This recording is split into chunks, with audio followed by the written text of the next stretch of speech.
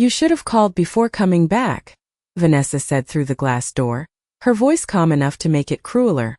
I stood on the front porch holding 2 grocery bags in my aching hands. One with canned soup, the other with fresh flowers I'd planned to place beside Noah's photograph in the hallway. The porch light cast a pale yellow glow across her face, but it did nothing to warm her expression. Behind her, somewhere deeper inside the house, I could hear the television playing softly. A sound so ordinary it made the moment feel unreal. What do you mean? I asked quietly. My reflection stared back at me in the glass. Silver hair slightly damp from the evening mist, beige coat wrinkled from sitting too long at the cemetery. Vanessa folded her arms. I mean, you don't live here anymore, Helen. For a second, I honestly thought she was joking.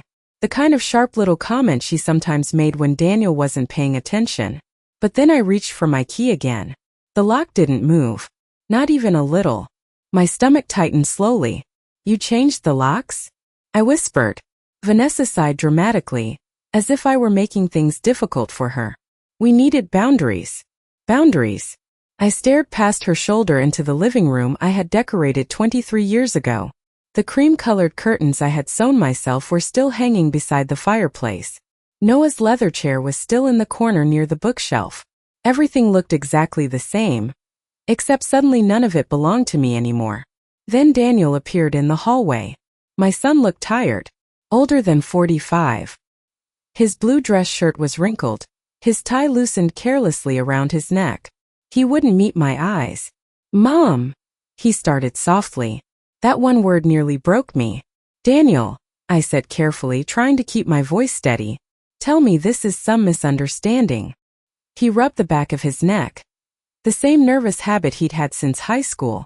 Vanessa and I talked about it for weeks, he finally admitted. Weeks.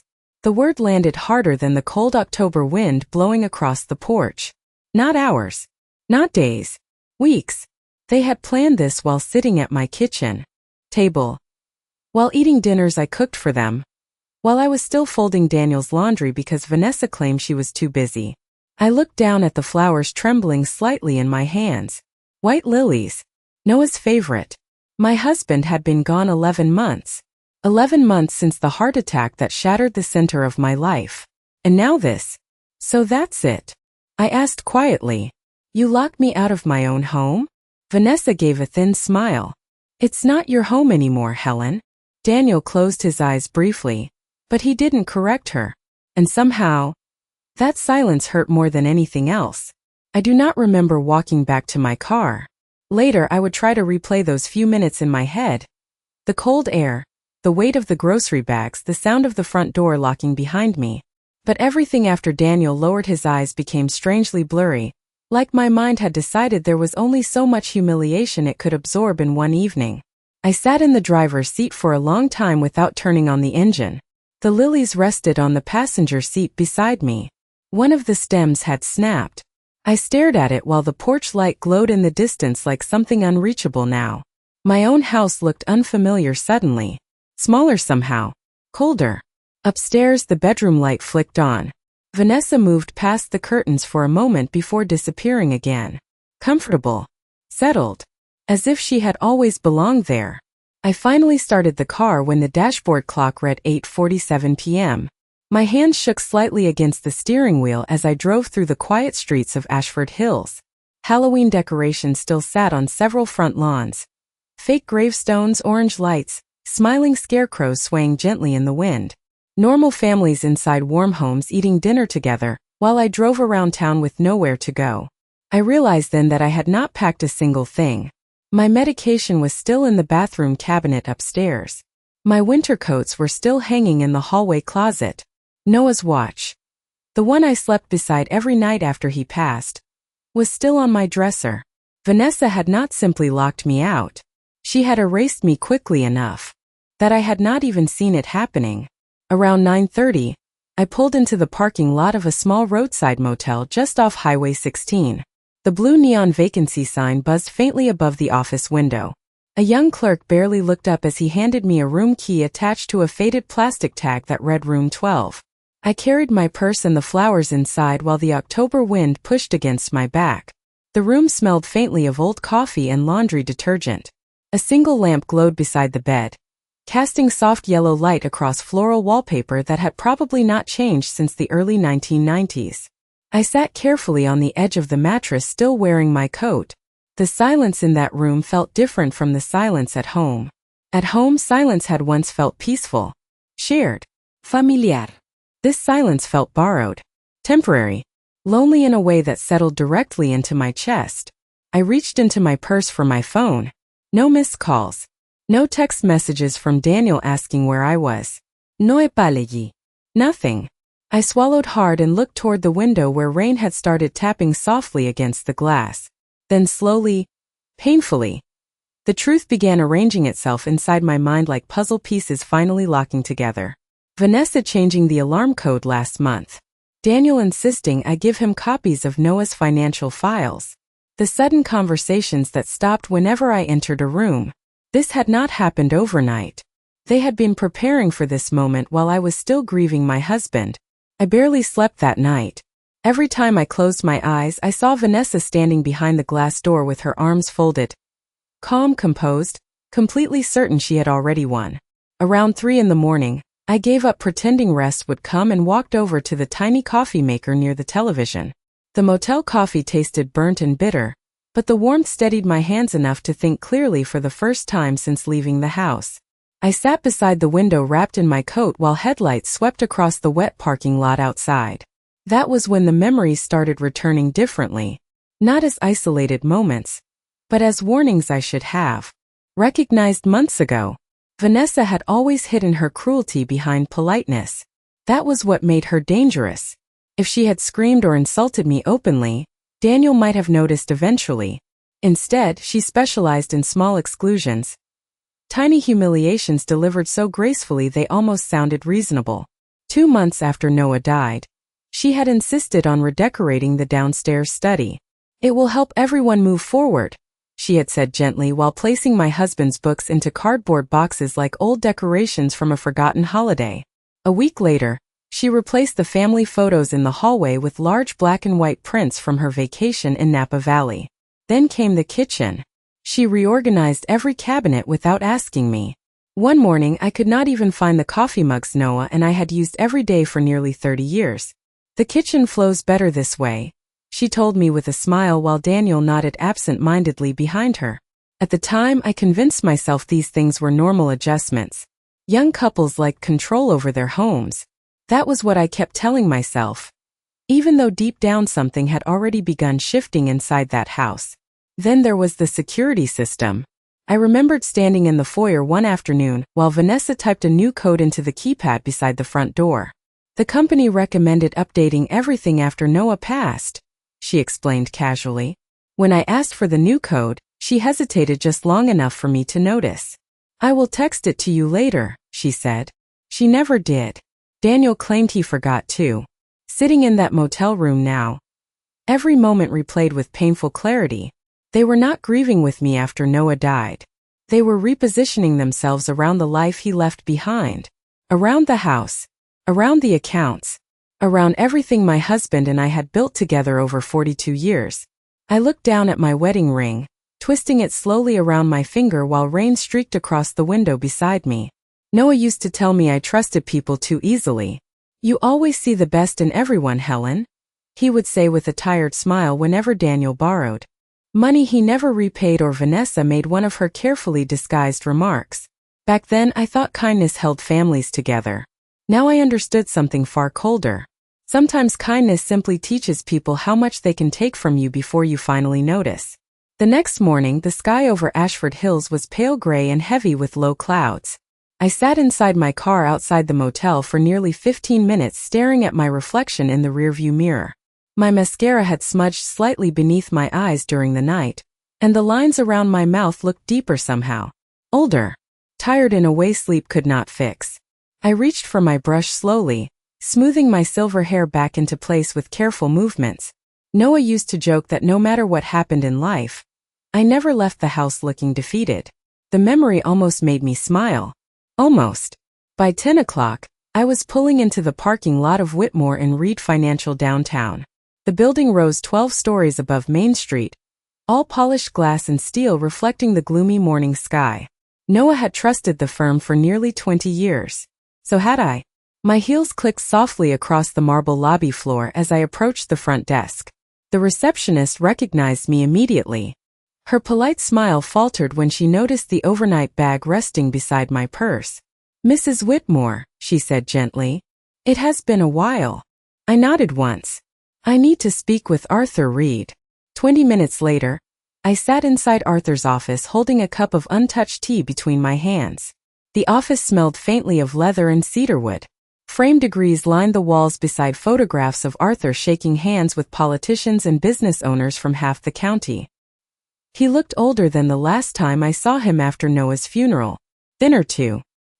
His expression shifted carefully as he studied me across the desk. "Helen," he said quietly, "I had a feeling this day might come." Something inside me tightened immediately. What does that mean? Arthur leaned back slowly and removed his glasses. For several seconds he said nothing at all. Then he opened the top drawer of his desk and removed a thick manila folder tied neatly with a dark blue ribbon.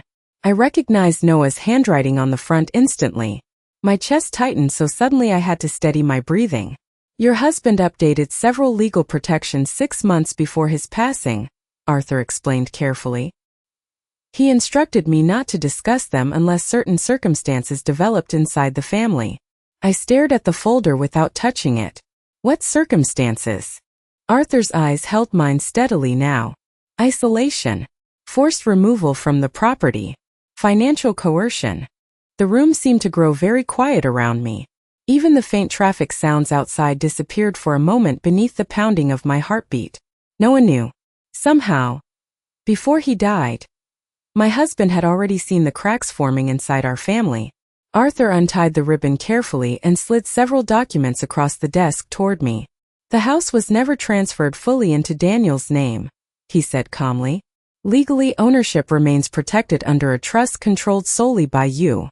I looked down at the papers while my hands trembled slightly against the polished wood desk. Then Arthur said the one thing I could not stop hearing afterward.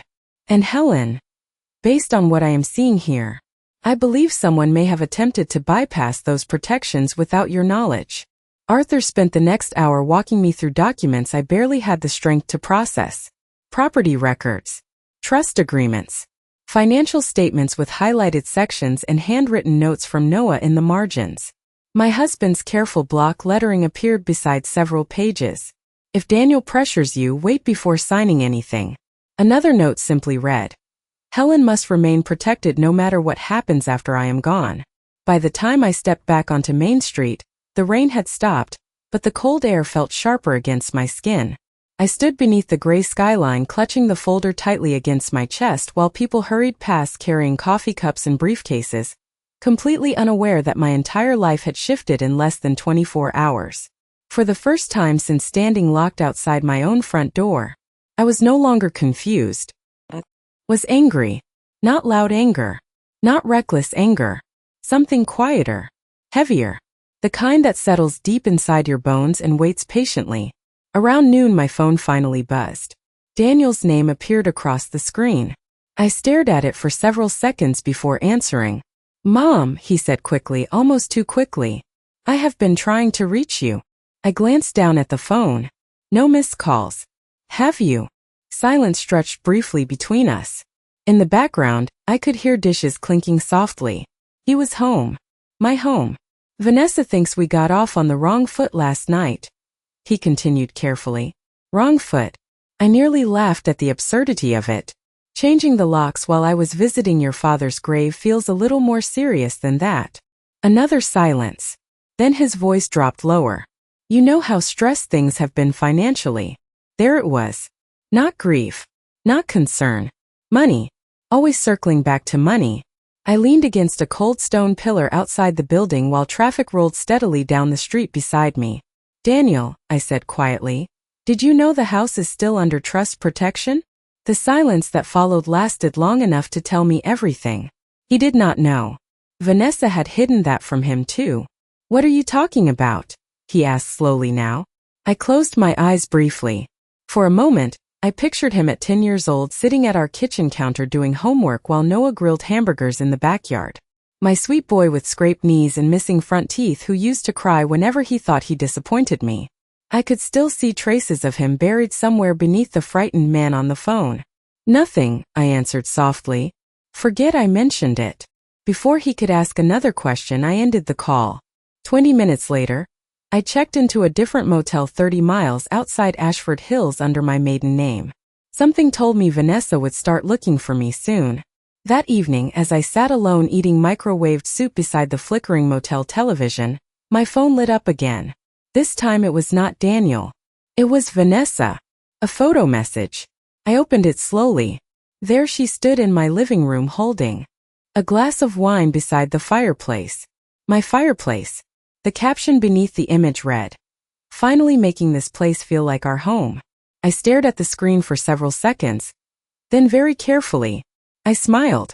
The next 3 days passed quietly on the surface, but underneath everything was moving.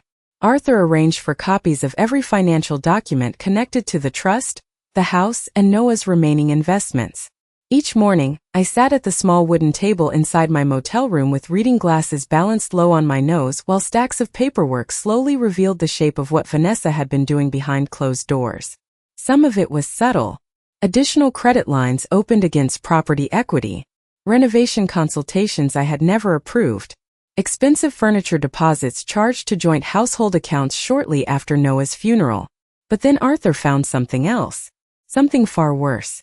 "Helen," he said during our call Thursday afternoon, his tone unusually careful. "There is a refinancing application connected to the property." I stared out the motel window at a faded ice machine beside the parking lot, while cold unease settled into my chest again. "I never refinanced the house." "That is exactly the problem," Arthur replied quietly. He emailed the paperwork minutes later. I opened the file slowly on my phone, my fingers suddenly unsteady. There, near the bottom of the application sat my signature. Or at least a version of it. Similar enough to fool someone unfamiliar with my handwriting.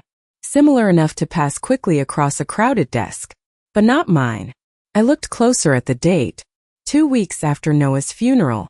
Back when I could barely remember eating or sleeping. Back when Vanessa insisted on helping me sort through paperwork, because I was too emotionally overwhelmed.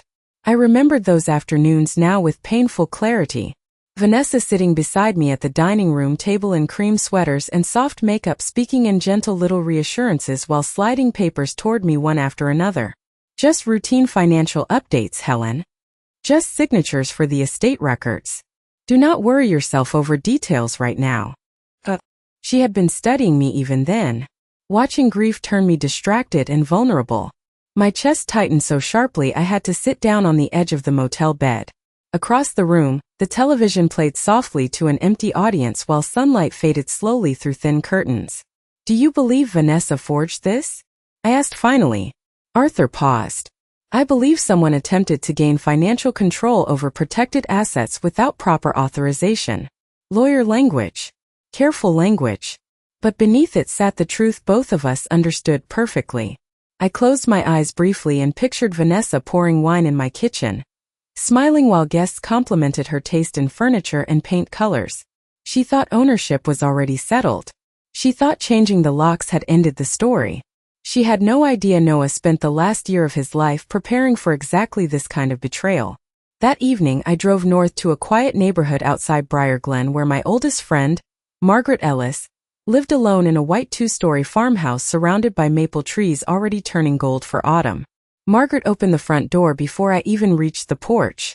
One look at my face and her expression softened immediately. "Helen," she whispered. I did not cry. Not yet. But for the first time since Noah died, I finally stopped pretending I could survive this completely alone. Margaret's farmhouse sat at the end of a quiet gravel road lined with tall maple trees glowing amber beneath the late October sun. The house smelled like cinnamon tea and old books, and for the first time in weeks, I woke to something other than tension pressing against my chest. Margaret never overwhelmed me with questions. She simply made space for silence when I needed it. Every morning, she left a mug of coffee beside my chair near the kitchen window, while soft jazz played low from an old radio on the counter.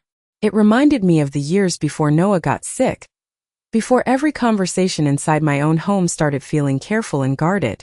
By Friday afternoon, Arthur had gathered enough evidence to formally challenge the refinancing documents. He wanted to move quickly before additional financial damage could be done. If Vanessa believes she already controls the property, he explained during our meeting, she may become careless. Careless. The word stayed with me long after the call ended. That evening, Margaret walked into the kitchen holding her tablet with an expression somewhere between disbelief and disgust. "Helen," she said slowly, "I think you need to see this." She placed the screen gently in front of me. Vanessa had posted a public invitation online. Housewarming celebration. Saturday night. Come see our beautiful new beginning. Beneath the caption sat photographs of my living room decorated with white roses and gold candle holders. My dining room table covered in catered food trays. My grand piano polished until it reflected the chandelier above it. I stared at the images quietly while something cold settled deeper inside me. Vanessa was not hiding anymore.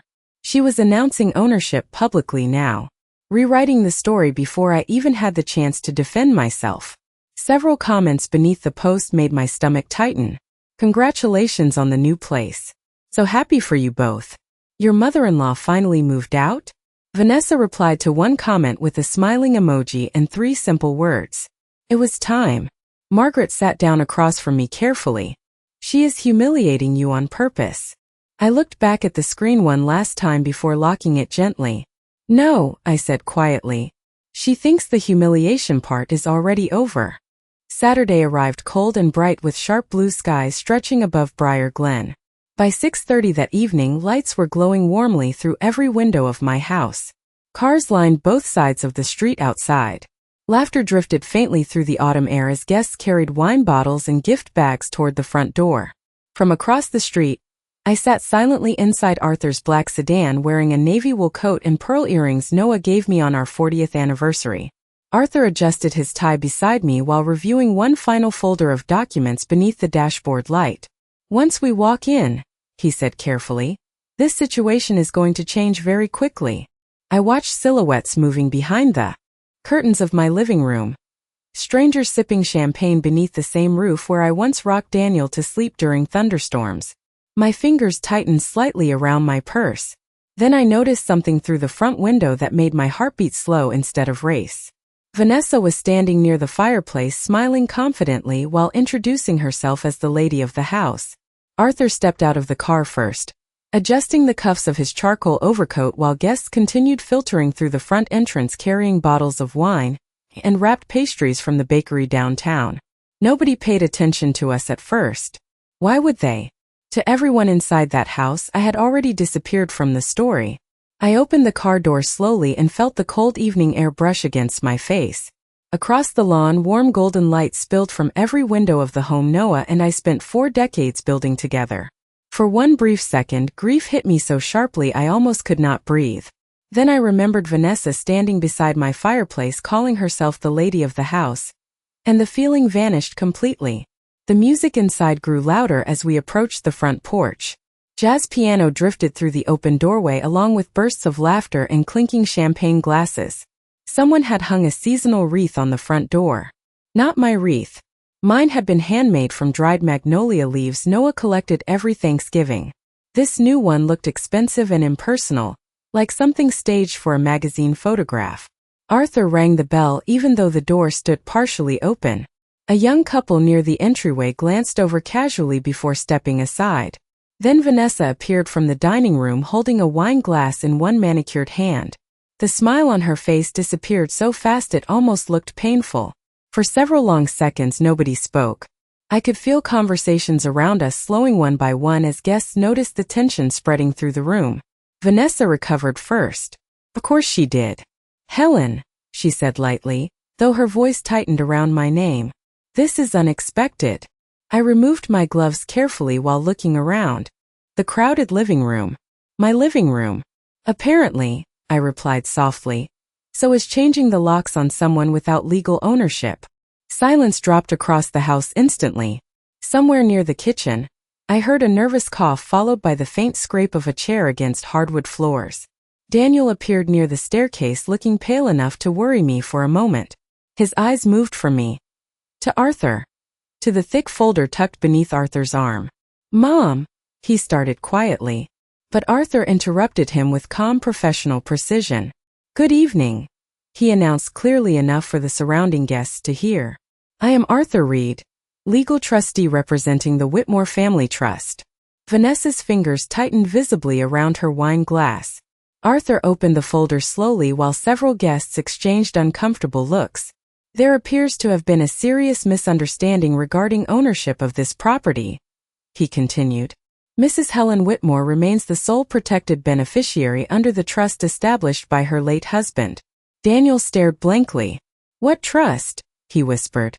That was the moment Vanessa finally lost control of her expression. Just for an instant, her face changed completely. Not anger, fear. Arthur calmly placed copies of the refinancing documents across the dining room table beside untouched trays of catered food. "Additionally," he said evenly, "we have discovered financial filings containing signatures currently under formal review for possible fraud." A champagne glass slipped from someone's hand near the fireplace and shattered against the floor. Nobody moved. Nobody even seemed to breathe. Vanessa looked at Daniel quickly now, desperate calculation flashing behind her eyes. But my son was no longer looking at her. He was staring at the documents with the expression of a man realizing the ground beneath him was never solid to begin with. Nobody at the party seemed to know where to look after that. Guests who had been laughing beside my piano only minutes earlier now stood frozen with champagne glasses halfway to their lips. The music still played softly from hidden speakers somewhere in the house, but the warmth had vanished completely. Vanessa placed her wine glass down too quickly against the dining room table, the sharp sound echoing through the silence. "This is ridiculous," she said finally, forcing out a strained laugh. "There has obviously been some confusion." Arthur remained perfectly calm beside me. Forgery and unlawful removal from protected property are not considered confusion under state law. Daniel looked physically ill now. His face had gone pale beneath the chandelier light as he flipped through the documents with trembling hands. "Vanessa," he whispered. "What is this?" She reached toward him immediately, lowering her voice into that soft reassuring tone she always used when she needed control back. "Daniel, sweetheart, your mother is manipulating this situation because she cannot accept change." I almost pitied her then. Almost. Because for the first time since Noah died, her performance was no longer working. Daniel stepped back from her slowly. Not dramatically. Not angrily. Just enough to reveal the crack finally opening between them. "Did you sign her name?" he asked quietly. Vanessa did not answer right away. That silence told him everything. Around us, several guests began gathering coats and purses with awkward expressions, desperate to escape the collapse unfolding inside the room. One couple slipped out the front door without saying goodbye. Another man near the fireplace muttered something about calling later before disappearing into the hallway. Vanessa looked around suddenly, realizing the audience she wanted for her victory was now witnessing something very different. Arthur carefully gathered the remaining documents back into the folder. "Mrs. Whitmore will be returning to her property this evening," he stated calmly. "Any further occupancy discussions can proceed legally through proper channels." Vanessa stared at me with a look I had never seen before. Not superiority. Not fake politeness. Fear mixed with disbelief. She genuinely never imagined I would come back stronger than when she forced me out. Daniel finally looked at me then. His eyes filled with shame so deep it seemed to age him 10 years in a single night. "Mom," he started again softly, but I raised my hand gently before he could continue. I was too tired for apologies that arrived only after consequences. Slowly, I walked across the living room toward Noah's leather chair beside the bookshelf. My chair now. My home now. Mine all along. I rested my hand against the worn leather and looked out at the people silently avoiding my eyes. "You changed the locks," I said quietly, looking directly at Vanessa. "But you never understood whose house this really was." Nobody responded. They did not need to. The truth had already filled every corner of the room louder than shouting ever could. Later that night, after the last guest left and the house finally grew quiet again, I stood alone by the front window watching cold autumn rain begin falling across the streetlights outside. For the first time in nearly a year, the silence inside the house no longer felt lonely. It felt peaceful. And if you have ever experienced betrayal from someone you trusted, or watched grief reveal the real faces hiding inside your own family, I hope you will share your story and tell me honestly, what would you have done in my place?